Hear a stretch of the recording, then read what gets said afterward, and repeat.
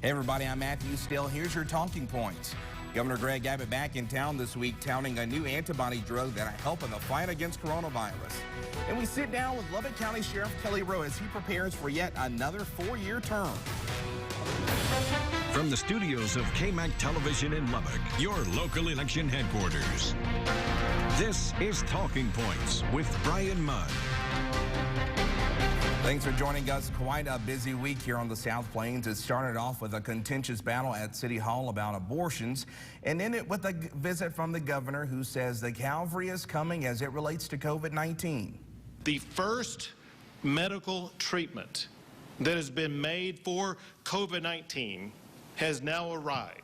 And it's come in the form of an antibody therapeutic treatment. Governor Abbott traveling to Lubbock Thursday where the drug is first being distributed in Texas. We've set up auxiliary medical units with bed capacities at Covenant Hospital, at the University Medical Center. The future number of people going to hospitals should be on the decline going forward. The infusion-based treatment produced by Eli Lilly is administered through what's similar to a standard IV. It's very, very promising, but it's not magical.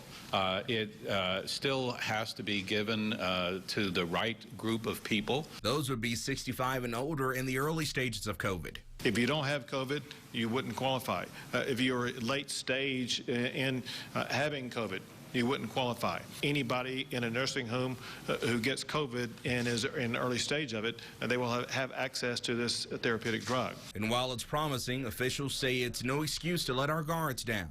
Just because we are going to see these pharmaceuticals and therapeutics come out that are going to make it better does not mean we should be reckless in our behavior. I can see the light at the end of the tunnel on that. I'm excited about that. But in the meantime, John Zarwas is going to be wearing this mask. The governor echoing those thoughts, but affirming yet again that Texas will stay open.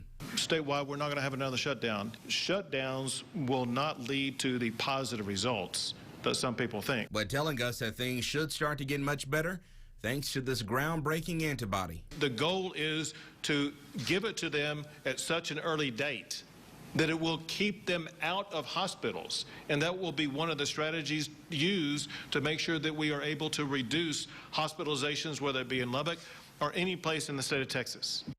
We're told University Medical Center and Covenant have both received their much-needed doses of the treatment. Well, before the governor got into town, making Lubbock a sanctuary city for the unborn finally reached the city council docket. On Tuesday, council members heard from citizens about the proposed ordinance that would ban abortions from happening within Lubbock city limits.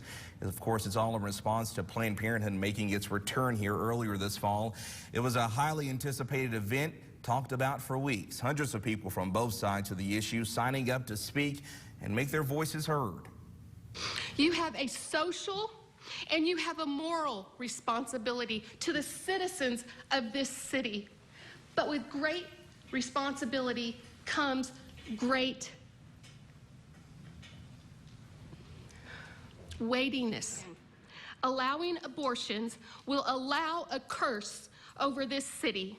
Have you had a demon come after you with a knife to kill you? I wondered why at 4 years old I could see him in the room. And I'm standing here passionate because Jesus Christ is standing right here with me. I've never heard of such an overreaching, ridiculous ordinance like this. Of any legislation, ordinance, it absolutely makes no sense. And I hope that you in your heart and mind will give it your attention to not allow this city to look like a backward city. That if worldwide there's 1.4 million people who've died of COVID and yet 37 million that have died of abortion, that at the rate of 1 to 26, the life in the womb is more at risk. If a woman is pregnant and does not want to have a child, she will find a way to do it. The only thing is it going to be legal?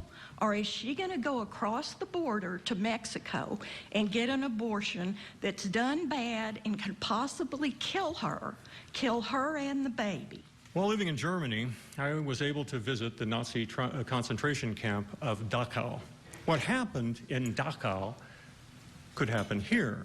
And I just think this is not good. We will not stop abortions, but we will, and people who can afford it will leave, and other ones will be kind of up the creek.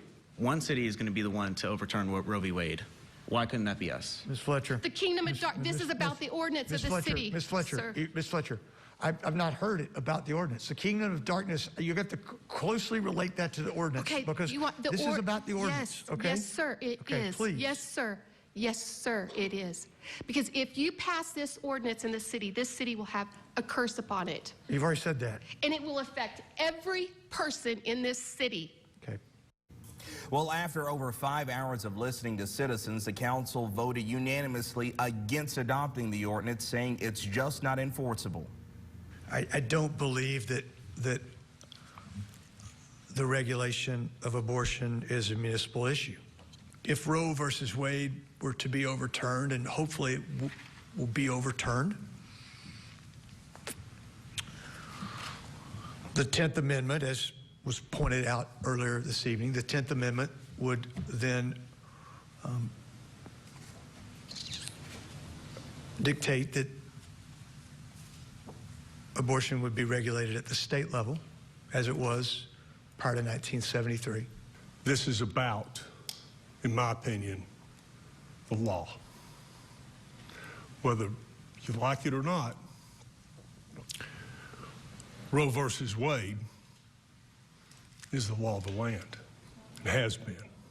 Obviously, even if we pass the ordinance, we can't enforce it because Roe versus Wade hasn't been overturned. But the rest of it would be immediately enforceable. And let's see what it says. Any person, corporation, or entity that commits an unlawful act described in section D1 and D2, and if you've read the ordinance, you know what that says, other than the mother of the unborn child that has been aborted, shall be liable in tort, T-O-R-T, to the unborn child's mother, father, grandparents, siblings, and half-siblings. There is no statute of limitations. That means that case could be filed at any time. You could be 50 years old. If that doesn't scare you, then you better start getting down on your knees. I'm not so sure that there wasn't some political stunting involved in this. The claim was that there wasn't, but there was certainly political, there were people that took political advantage of this. I think it's disingenuous of our state lawmakers to get involved in this in the way that they got involved. There are other ways to tackle this. Puts this council in a really, really bad spot. There could have easily been a bill presented at the state legislature that communities could have gotten behind, but that didn't happen. It's odd to me that our state legislature works so hard to take local power away, but when they need to get something done that they can't get done in Austin, they lean on local government.